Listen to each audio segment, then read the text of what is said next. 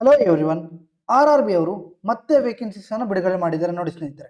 So 11,127 vacancies ಅನ್ನು ಬಿಡುಗಡೆ ಮಾಡಿದ್ದಾರೆ. ಸೊ ಏನಪ್ಪಾ ಅಂದ್ರೆ ಇದು RRB ALP ಅಂತ ಅಂದ್ರೆ ಅಸಿಸ್ಟೆಂಟ್ ಲೋಕೋ ಪೈಲಟ್ ಅಂತ. ಕ್ಲಿಯರ್.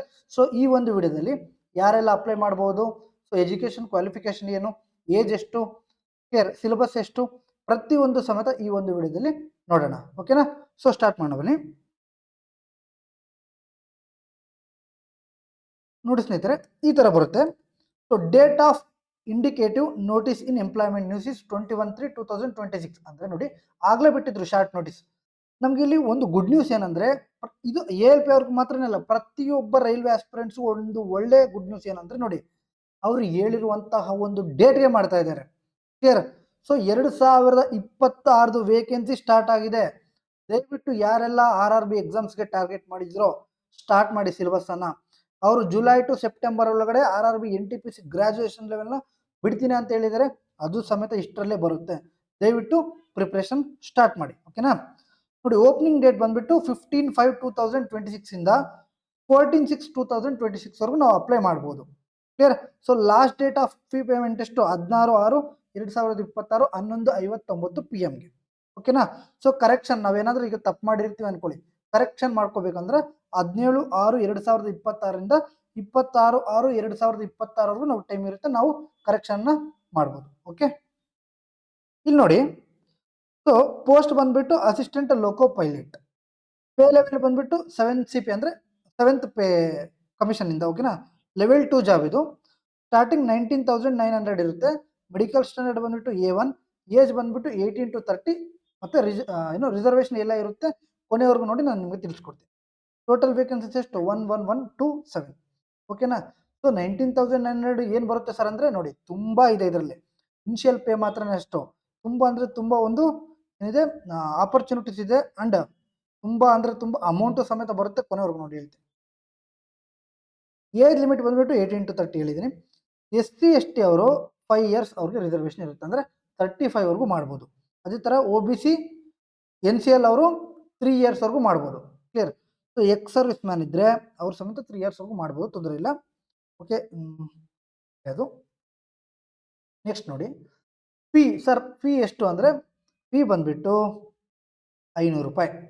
ಎಷ್ಟು? 500 ರೂಪಾಯಿ. ಓಕೆನಾ?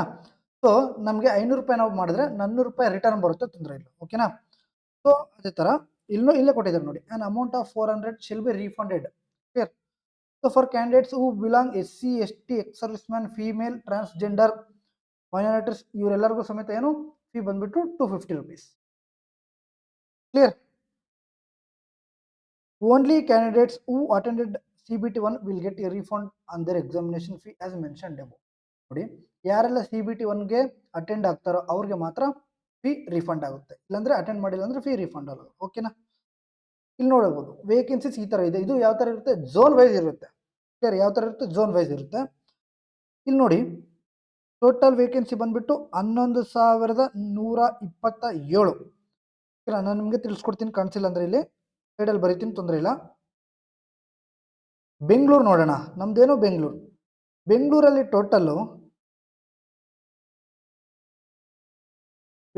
ಟೋಟಲ್ ಎಷ್ಟಿದೆ? 200 ವೇಕೆನ್ಸೀಸ್ ಇದೆ. ರೈಟ್. ಅದರಲ್ಲಿ 80 ಬಂದ್ಬಿಟ್ಟು UR ಅನ್ರಿಸರ್ವ್ಡ್ಗೆ, 31 ಬಂದ್ಬಿಟ್ಟು SC ಅವ್ರಿಗೆ, 15 ಬಂದ್ಬಿಟ್ಟು ST ಅವ್ರಿಗೆ, 54 ಬಂದ್ಬಿಟ್ಟು OBC ಅವ್ರಿಗೆ, ಅಂಡ್ 20 ಬಂದ್ಬಿಟ್ಟು EWS ಅವ್ರಿಗೆ. Total 200 vacancies. ಇದರಲ್ಲಿ ಎಕ್ಸ್ ಸರ್ವಿಸ್ ಮ್ಯಾನ್ ಅವ್ರಿಗೆ 10 ವೇಕೆನ್ಸಿ ಇದೆ. ಸೊ ತುಂಬಾ ಕಮ್ಮಿ ಆಯಿತು. ರೈಟ್. ಸೊ ನೋಡಿ, ತುಂಬಾ ಕಮ್ಮಿ ಆಯಿತು ಅಂತ ಹೇಳ್ಬಿಟ್ಟು ನೀವು ತಲೆ ಕೆಡ್ಸ್ಕೊಬೇಡಿ, ಕಾಂಪಿಟೇಷನ್ ಕಮ್ಮಿನೇ ಇದೆ. ನಾವು ಅನ್ಕೊಂಡಂಗೆ ಕಾಂಪಿಟೇಷನ್ ಜಾಸ್ತಿ ಇಲ್ಲ. ನೋಡಿ, 54 ಲಕ್ಷ ಜನ ಹಾಕಿದ್ರೆ ಬರ್ದಿರೋದು 30 ಲಕ್ಷ ಜನ, ಇಷ್ಟೇ. ಅಟೆಂಡ್ ಮಾಡಿರೋದು 30 ಲಕ್ಷ ಜನ. ನೋಡಿ, ಈ ತರ ಇರುತ್ತೆ. ಯಾಕಂದ್ರೆ ನೋಡಿ, ಪೇರೆಂಟ್ಸ್ ಹೇಳ್ತಾ ಇರ್ತಾರೆ, ಒಂದು ನೋಟಿಫಿಕೇಶನ್ ಬಂದಿದೆಪ್ಪ, ಸುಮ್ಮನೆ ಆಗಿರ್ತೀಯ, ಅದಕ್ಕಾದ್ರೂ ಹಾಕು ಅಂತ. ನೋಡಿ, ಸೀರಿಯಸ್ ಆಸ್ಪಿರೆಂಟ್ಸ್ ಯಾವಾಗಲೂ ಸಮೇತ 10 to 15% ಅಲ್ಲೇ ನಮಗೆ ಕಾಂಪಿಟೇಷನ್ ಇರುತ್ತೆ. ಕ್ಲಿಯರ್. ಸೊ ಬೆಂಗಳೂರು ಇಷ್ಟ ಆಯ್ತು. ಇಲ್ಲ ಸರ್, ನಾವು ಬೆಂಗಳೂರು ಬೇಡ, ನಮಗೆ ಇನ್ನೊಂದು ಆಪ್ಷನ್ ಇಲ್ಲಿ ಜಾಸ್ತಿ ಇರೋದು ಅಂದ್ರೆ ನೋಡಿ, ಸೌತ್ ಅಲ್ಲೇ ನೋಡೋಣ. ಚೆನ್ನೈ ತಗೊಳ್ಳಿ. ಚೆನ್ನೈಗೂ ಸಮೇತ 186 ವೇಕೆನ್ಸಿ ಇದೆ. ಓಕೆ. ಅದೇ ತರ ಸಿಕಿಂದ್ರಾಬಾದ್ ತಗೊಳ್ಳಿ. ಸಿಕಿಂದ್ರಾಬಾದ್ ಇದೆ ನೋಡಿ, ಟೋಟಲ್ 824 ಪ್ಲಸ್ 596. ಬೇಕಂದ್ರೆ ನೀವು ಇಲ್ಲ ಹಾಕೋಬಹುದು. ಸಿಕಿಂದ್ರಾಬಾದ್ದು ಕಟ್ ಆಫ್ ಜಾಸ್ತಿ ಇರುತ್ತೆ, ಫಸ್ಟ್ ಹೇಳ್ತಿದ್ದೀನಿ ನೋಡಿ. ಸಿಕಿಂದ್ರಾಬಾದ್ ಕಟ್ ಆಫ್ ಜಾಸ್ತಿ ಇರುತ್ತೆ, ಸೊ ನಾವು ಕಷ್ಟಪಡಬೇಕಾಗುತ್ತೆ. ಸೊ ವೇಕೆನ್ಸಿ ಏನು ತುಂಬ ಜಾಸ್ತಿನೇ ಇದೆ. ಇಲ್ಲಿ ನಾವು 4 ಕೊಟ್ಟಿದ್ವಿ ಅನ್ಕೊಳ್ಳಿ, 600 ಆಯಿತು. 1420 ಇದೆ. ಎಷ್ಟಿದೆ? 1420 ವೇಕೆನ್ಸೀಸ್ ಇದೆ ಸಿಕಿಂದ್ರಾಬಾದ್ ಝೋನಲ್ಲಿ. ನೀವು ಬೇಕಂದ್ರೆ ಅಲ್ಲಿ ಅಪ್ಲೈ ಮಾಡ್ಬೋದು. ಬೆಂಗಳೂರು ನಮಗೆ ಕಮ್ಮಿ ಇದೆ ಸರ್, ನಮ್ಮ ಕೈಯಲ್ಲಿ ಆಗಲ್ಲ ಅಂದರೆ ಅಲ್ಲಿ ಕಾಂಪಿಟೇಷನ್ ಜಾಸ್ತಿ ಇದೆ ಅಂದರೆ ನೀವು ದಯವಿಟ್ಟು ಸಿಕಿಂದ್ರಾಬಾದ್ ಝೋನ್ಗೆ ಆಗ್ಬಹುದು. ಅದು ಇಲ್ಲ ಅಂದರೆ ಬೇರೆ ಆಪ್ಷನ್ ಏನಿದೆ, ಚೆನ್ನೈ ಕಮ್ಮಿ ಇದೆ. ಸೊ ತ್ರಿವೇಂದ್ರಂ ಸೌತಲ್ಲಿ ಇದು ಸಮೇತ 64 ಇದೆ. ಬೆಸ್ಟ್ ಆಪ್ಷನ್ ನೋಡಿ ನಮಗೆ ಬಂದ್ಬಿಟ್ಟು ಸಿಕಿಂದ್ರಾಬಾದ್ ಮತ್ತು ಬೆಂಗಳೂರು ಝೋನ್ಗೆ ಹಾಕ್ಕೊಳ್ಳಿ, ತೊಂದರೆ ಇಲ್ಲ. ಸೊ ಸಿಕಿಂದ್ರಾಬಾದ್ಗೆ ಹಾಕಿದ್ರೆ ಸೊ ಆಂಧ್ರದವರು ಕಾಂಪಿಟೇಷನ್ ಜಾಸ್ತಿ ಕೊಡ್ತಾರೆ, ಅಲ್ಲೋಗಿ ನಾವು ಕ್ಲಿಯರ್ ಮಾಡಬೇಕಂದ್ರೆ ಸ್ವಲ್ಪ ಕಷ್ಟ, ಅಂದರೆ ಸ್ವಲ್ಪ ಜಾಸ್ತಿ ಹಾರ್ಡ್ ವರ್ಕ್ ಮಾಡಬೇಕಾಗುತ್ತೆ. ಕ್ಲಿಯರ್? ಸೊ ನಮ್ಮ ಕಡೆಯಿಂದ ನೋಡಿ ಒಂದು ಬೆಂಗಳೂರು ಇಲ್ಲಾಂದರೆ ಸಿಕಿಂದ್ರಾಬಾದ್, ಇಷ್ಟೇ ನಾನು ನಿಮ್ಗೆ ಹೇಳೋದು. ಬಿಕಾಸ್ ನೋಡಿ ಚೆನ್ನೈ ಮತ್ತು ತ್ರಿವೇಂದ್ರಂ ನಮಗಿಂತ ಕಮ್ಮಿ ವೇಕೆನ್ಸೀಸ್ ಇದೆ. ಕ್ಲಿಯರ್? ಸೊ ಬೆಂಗಳೂರು ಆದರೆ ಬೆಂಗಳೂರು ಅಪ್ಲೈ ಮಾಡಿ, ಇಲ್ಲ ಸರ್ ನಮಗೆ ಸ್ವಲ್ಪ ಆಪರ್ಚುನಿಟಿ ಜಾಸ್ತಿ ಬೇಕು ಅಂದರೆ ದಯವಿಟ್ಟು ಸಿಕಿಂದ್ರಾಬಾದ್ಗೆ ನಾವು ಅಪ್ಲೈ ಮಾಡ್ಬೋದು. ಕ್ಲಿಯರ್? ಸೊ ಅದೇ ಥರ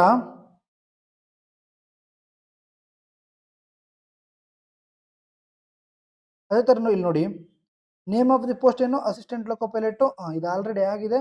ಏನು ಎಜುಕೇಷನ್ ಕ್ವಾಲಿಫಿಕೇಶನ್ ಬೇಕು ಅಂದರೆ ಮ್ಯಾಟ್ರಿಕ್ಯುಲೇಷನ್ ಅಂದರೆ SSLC ಪ್ಲಸ್ ITI. ಓಕೆನಾ? ITI from recognised institutions of NCVT, SCVT in the trades of fitter, electrician, instrument mechanic, millwright, maintenance mechanic ಈ ಥರ. ಅಂದರೆ ಏನು? SSLC ಪ್ಲಸ್ ಏನಾಗಿರಬೇಕು? ITI. ಇವ್ರು ಏನು ಕೊಟ್ಟಿದ್ದಾರೆ ಅದರಲ್ಲಾಗಿರಬೇಕು. Next matriculation plus completed act apprenticeship in the trades of mention above, same ಇದು. Next matriculation plus 3 years of diploma. Matriculation ಅಂದ್ರೆ SSLC ಪ್ಲಸ್ ಡಿಪ್ಲೊಮಾ ಆಗಿರೋರು ಕೂಡ ಅಪ್ಲಿಕೇಶನ್ ಅನ್ನು ಹಾಕ್ಬೋದು. ಒಂದು ಒಳ್ಳೆ ಆಪರ್ಚುನಿಟಿ ಇದು. ಕ್ಲಿಯರ್? ಸೊ ನೋಡಿ, ಯಾರೆಲ್ಲ ಡಿಪ್ಲೊಮಾ ಆಗಿದೆಯೋ, ITI ಆಗಿದೆಯೋ ಸುಮ್ಮನೆ ಇರ್ತಾರಲ್ವ, ದಯವಿಟ್ಟು ನೋಡಿ ಈ ಒಂದು ಅಪ್ಲಿಕೇಶನ್ನ ಹಾಕಿ. ಸೊ ಹಾರ್ಡ್ ವರ್ಕನ್ನು ಮಾಡಿ ಆರಾಮಾಗಿ ನಾವು ಕ್ಲಿಯರ್ ಮಾಡ್ತೀವಿ. ಕ್ಲಿಯರ್? ಅದೇ ಥರ ನೋಡಿ ನಮ್ಮ ಚಾನಲಲ್ಲಿ RRBಗೆ ಎಕ್ಸ್ಕ್ಲೂಸಿವ್ ಕಂಟೆಂಟ್ ಇದೆ, ಎಲ್ಲೂ ಸಮೇತ ಇಲ್ಲ. ದಯವಿಟ್ಟು ಒಂದ್ಸಲ ನೋಡಿ. ಒಂದು ವೇಳೆ ನಮ್ಗೆ RRB ALPಗೂ ಮಾಡಿ ಸರ್ ಅಂದರೆ ಅದನ್ನು ನಾವು ಮಾಡೋಣ ಫ್ರೀಯಾಗಿ. ಓಕೆನಾ? ಎಲ್ಲೂ ಸಮೇತ ನೀವು ಕೋರ್ಸನ್ನು ಪರ್ಚೇಸ್ ಮಾಡೋ ಅವಶ್ಯಕತೆ ಇರಲ್ಲ. ಸೊ ಇಲ್ಲಿ PYQ ಸೀರೀಸ್ ಕಂಪ್ಲೀಟ್ ಇಲ್ಲೇ ಇಂದ ನೀವು ಮಾಡ್ಕೊಂಡು ಹೋಗ್ಬೋದು. ಬೇಕಿದ್ರೆ ಕೇಳಿ, ನೀವು ಗ್ರಾಜುಯೇಟ್ ಲೆವೆಲ್ ಎಕ್ಸಾಮ್ಸ್ ಮತ್ತು ಅಂಡರ್ ಗ್ರಾಜುಯೇಟ್ ಎಕ್ಸಾಮ್ಸ್ಗೆ ಯಾರೆಲ್ಲ ಬರೆದಿದ್ದಾರೋ ಅವ್ರ ಕೇಳಿ, ನಿಮಗೆ ಗೊತ್ತಾಗುತ್ತೆ ನಮ್ಮ ಒಂದು ಚಾನಲಿಂದ ಯಾವ ಥರ ಕ್ವಶನ್ಸ್ ಬಂದಿತ್ತು ಅಂತ ಹೇಳ್ಬಿಟ್ಟು. ಕ್ಲಿಯರ್? ನೋಡಿ, ಫಸ್ಟ್ ಸ್ಟೇಜ್ CBT 1 ಏನಿರುತ್ತೆ? 75 ಮಾರ್ಕ್ಸ್ ಇರುತ್ತೆ, 60 ನಿಮಿಷ ಅಂದರೆ 1 hour ಇರುತ್ತೆ. ಸೊ ಟೋಟಲ್ ಏನು? 75 ಕ್ವಶನ್ಸ್ ಇರುತ್ತೆ. ಕ್ಲಿಯರ್? ಇದರಲ್ಲಿ ಸಿಲೆಬಸ್ ಬಂದ್ಬಿಟ್ಟು mathematics, mental ability and general science. Clear? ಇಲ್ಲಿ ನೋಡಿ, ಮ್ಯಾಥಮೆಟಿಕ್ಸಲ್ಲಿ ಏನಿದೆ? BODMAS, decimals, fractions, LCM, HCF, ratio, proportion, algebra, geometry, trigonometry, elementary statistics, square root, age calculations, calendar, clock, pipe system, etcetera. Clear? Mental ability ನಾನು ನಿಮ್ಗೆ ಇಲ್ಲೊಂದು ತಿಳಿಸ್ಕೊಡ್ತೀನಿ ನೋಡಿ. ನನಗೆ ಇದೇ doubt, what is the difference between mental ability and mathematics? ನಾನು ನಿಮಗೆ ಅಲ್ಲ, ನಮ್ಮ ಟೀಚರ್ಸ್ಗೂ ಸಮೇತ ನಾನು ಈ ಒಂದು ಪ್ರಶ್ನೆಯನ್ನು ಕೇಳ್ತೀನಿ. ಕರ್ನಾಟಕದಲ್ಲಿ ಹೇಳ್ತಾರಲ್ವಾ ಮೆಂಟಲ್ ಎಬಿಲಿಟಿ ಅಂತ, ಅದರಲ್ಲಿ ಮ್ಯಾಥ್ಸ್ ಕ್ವಶನ್ಸ್ ಇರುತ್ತೆ, ರೀಸನಿಂಗ್ ಇರುತ್ತೆ, ಏನೋ ಅದರ ಅರ್ಥ. ಕ್ಲಿಯರ್? ಸೊ ನೀವು ಮಾಡ್ತಿರುವಂಥ ಕ್ವಶನ್ಸ್ ಯಾವ ಥರ ತೊಗೊತಿದ್ರೆ ಅಂದರೆ 25 ಕ್ವಶನ್ಸ್ ತೊಗೊಂಡ್ರೆ 20ರಿಂದ 25 21 ಕ್ವಶನ್ ರೀಸನಿಂಗ್ ಇರುತ್ತೆ, 4 ಕ್ವಶನ್ ಮ್ಯಾಥ್ಸ್ ಇರುತ್ತೆ. ಅದರ ಅರ್ಥ ಏನು ನನಗೆ ಈಗಲೂ ಸಮೇತ ಗೊತ್ತಾಗ್ತಿಲ್ಲ. ಕ್ಲಿಯರ್? ಸೊ ಸ್ಟೂಡೆಂಟ್ಸ್ಗೆ ಯಾರಿಗಾದ್ರೂ ಗೊತ್ತಿದ್ರೆ ದಯವಿಟ್ಟು ಅದು ಕಮೆಂಟ್ ರೂಪದಲ್ಲಿ ತಿಳಿಸಿ. ಓಕೆನಾ? ಸೊ ಅದೇ ಥರ ಮೆಂಟಲ್ ಎಬಿಲಿಟಿ ಮೀನ್ಸ್ ಇಲ್ಲಿ ಬಂದ್ಬಿಟ್ಟು ರೀಸನಿಂಗ್. ಕ್ಲಿಯರ್? ಸೊ ಮ್ಯಾಥ್ಸೇ ಸಪ್ರೇಟ್, ರೀಸನಿಂಗ್ಗೆ ಸಪ್ರೇಟ್. ಮೆಂಟಲ್ ಎಬಿಲಿಟಿ ಅಂದರೆ ಸ್ಟೇಟ್ಗೆ ಏನಿರುತ್ತೆ ಅದು ಈಸಿ, ಅದನ್ನೇ ಇವ್ರು ಏನಂತ ಮಾಡಿದರೆ ಮೆಂಟಲ್ ಎಬಿಲಿಟಿ ಅಂತ ಕೊಟ್ಟಿದ್ದಾರೆ ನೇಮ್ ಅಷ್ಟೇ. ಸೊ ಇದೇನಾಗುತ್ತೆ ಅಂದರೆ ನಮಗೆ ಡಿವೈಡ್ ಮಾಡ್ತೀವಿ ನಾವು ಮ್ಯಾಥಮೆಟಿಕ್ಸ್ ಮತ್ತು ರೀಸನಿಂಗ್ ಅಂತ. ಸೊ ಸೆಂಟ್ರಲ್ ಗೌರ್ಮೆಂಟ್ ಎಕ್ಸಾಮ್ಸಲ್ಲಿ ಮ್ಯಾಥಮೆಟಿಕ್ಸ್ ಸಪ್ರೇಟ್ ಇರುತ್ತೆ, ರೀಸನಿಂಗ್ ಸಪ್ರೇಟ್ ಇರುತ್ತೆ. ಸೊ ಸ್ಟೇಟ್ ಗೌರ್ಮೆಂಟ್ ಎಕ್ಸಾಮ್ಸ್ ಥರ ನಾವು ಸಿಂಪಲ್ ಆಗಿರಲ್ಲ, ಡೆಪ್ತ್ ಆಗಿ ಓದಬೇಕಾಗುತ್ತೆ. ಕ್ಲಿಯರ್? ಸೊ ಮ್ಯಾಥಮೆಟಿಕ್ಸ್ ಅಂದರೆ ಫಾರ್ ಎಕ್ಸಾಂಪಲ್ ಟ್ರಿಗ್ನೋಮೆಟ್ರಿ, ಆಲ್ಜಿಬ್ರಾ ಇವೆಲ್ಲನೂ ಸಮೇತ ಬರುತ್ತೆ. ಇಲ್ಲಿ ಏನು ಮಾಡ್ತಾರೆ ಅಂದರೆ ಮೆಂಟಲ್ ಎಬಿಲಿಟಿ ಮೀನ್ಸ್ ಮೇಲ್ಗಡೆ ಆ ಥರ ಇಲ್ಲ, mathematics separate, reasoning separate. Okay, ಇಷ್ಟಿರುತ್ತೆ. ಫಿಸಿಕ್ಸು, ಕೆಮಿಸ್ಟ್ರಿ ಮತ್ತು ಲೈಫ್ ಸೈನ್ಸ್ ಎಲ್ಲನೂ ಸಮೇತ ಇರುತ್ತೆ, ಸ್ಟ್ಯಾಂಡರ್ಡ್ ಲೆವೆಲ್ ಇರುತ್ತೆ. ಅಂದರೆ ಸೊ ನಾನು ಸಜೆಷನ್ ಮಾಡೋದು 6 to 10th ಆಗಲಿ ಆರ್ 8 to 10th ಆಗಲಿ ಕಂಪಲ್ಸರಿ ಸೈನ್ಸ್ ಬುಕ್ಸ್ ಓದಿ, NCERT. ಕ್ಲಿಯರ್? ಓಕೆ, ಅದಾದಮೇಲೆ ಇಲ್ಲಿ ನೋಡಿ ಮ್ಯಾಥಮೆಟಿಕ್ಸ್ ಏನಿದೆ 20 ಕ್ವಶನ್ಸ್ ಇದೆ. ಜನರಲ್ ಇಂಟೆಲಿಜೆನ್ಸ್ ಆ್ಯಂಡ್ ರೀಸನಿಂಗ್ ಎಷ್ಟಿದೆ? 25. ಜನರಲ್ ಸೈನ್ಸ್ ಇದೆ 20. ಅವೇರ್ನೆಸ್ ಮತ್ತು ಕರೆಂಟ್ ಅಫೇರ್ಸ್ ಇದೆ, ಇಷ್ಟಿದೆ. ಕ್ಲಿಯರ್? ಸೊ ಇಷ್ಟು ಸಿಲೆಬಸ್. ಸೊ ಕಟ್ ಆಫ್ದು ಎಲ್ಲ ಸಮೇತ ನಾವು ಆಮೇಲೆ ಮಾತಾಡೋಣ, ಓಕೆನಾ. ಸೊ ಮೊದಲು ನಾವೇನು ಮಾಡಬೇಕು, ಓಕೆ ಡೇಟ್ ನೋಡ್ಕೊಳ್ಳಿ. ಮತ್ತೆ ನಾಳೆಯಿಂದ 16ನೇ ತಾರೀಕುವರೆಗೂ ಡೇಟ್ ಇರುತ್ತೆ, ಕ್ಲಿಯರ್. ಸೊ 18ರಿಂದ 30 ವರ್ಷ ಒಳಗಡೆ ಯಾರೆಲ್ಲ ಅವರು ಇದಾರೋ ಅವರೆಲ್ಲರೂ ಸಮೇತ ಅಪ್ಲಿಕೇಶನ್ ಹಾಕ್ಬೋದು. ಮತ್ತೆ ಏಜ್ ರಿಲ್ಯಾಕ್ಸೇಷನ್ ಈ ತರ ಇದೆ, 5 years 3 years, ಓಕೆನಾ. ಸೊ ನೋಡಿ, ಬೆಂಗಳೂರಲ್ಲಿ ಕಮ್ಮಿ ಇದೆ ಅಂತ ಹೇಳ್ಬಿಟ್ಟು ನೀವು ಫೀಲ್ ಆಗೋದೆಲ್ಲ ಮಾಡ್ಕೋಬೇಡಿ. ನೀವು ಪ್ರಿಪ್ರೇಷನ್ ಮಾಡ್ತಾ ಇರಿ. ಸಿಕಿಂದ್ರಾಬಾದ್ ಹಾಕೊಂಡ್ರೆ ಸಿಕಿಂದ್ರಾಬಾದ್ ಹಾಕೊಳ್ಳಿ, ತೊಂದರೆ ಕ್ಲಿಯರ್. ನೋಡಿ, ಯಾವುದೇ ಒಂದು ನೋಟಿಫಿಕೇಶನ್ ಆಗಿರಲಿ, PDF ಆಗಿರಲಿ ಬೇಕು ಅಂದರೆ, ನಮ್ಮ ಕ್ಲಾಸ್ದು PDF ಬೇಕು ಅಂದರೆ ದಯವಿಟ್ಟು ನಮ್ಮ ಒಂದು ಟೆಲಿಗ್ರಾಮ್ ಚಾನಲ್ಗೆ ಜಾಯಿನ್ ಆಗಿ. ಅಲ್ಲಿ ನಿಮ್ಗೆ ಎಲ್ಲ ಸಮೇತ ಸಿಗುತ್ತೆ, ಕ್ಲಿಯರ್. ಸೊ ಇಷ್ಟು ALP ನೋಟಿಫಿಕೇಶನ್.